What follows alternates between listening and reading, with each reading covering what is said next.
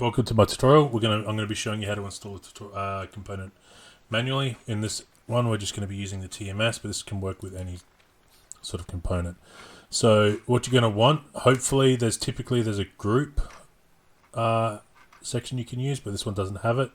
So but what we're going to need is we're going to need to grab these two here. This is for the version of Delphi I'm using.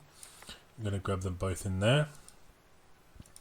Now these are the DPK files, I think, and what we need to do is we need to build them in order, in the right. If you build this one,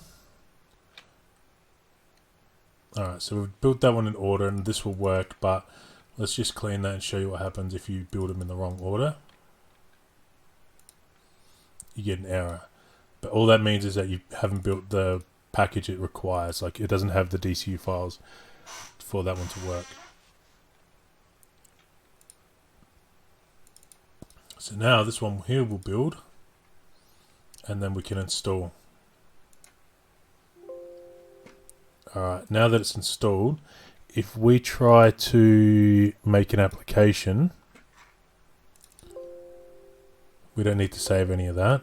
If we try to make an application with any of these TMS things in here, and we go to play, it's going to give us an error because it's like, what is this? We don't know what this is.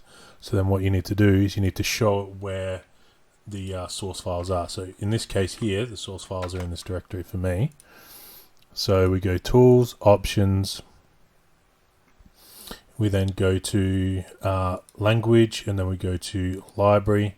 And then this here is under the 32-bit. So then we go here, and then we add it in here. Add. Then we go OK, and then we want to add it in the 64-bit as well. Alright, and then we want to add it into here.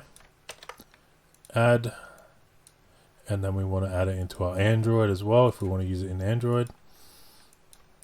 Add, and then save. Now if I push play, it's going to work. That simple.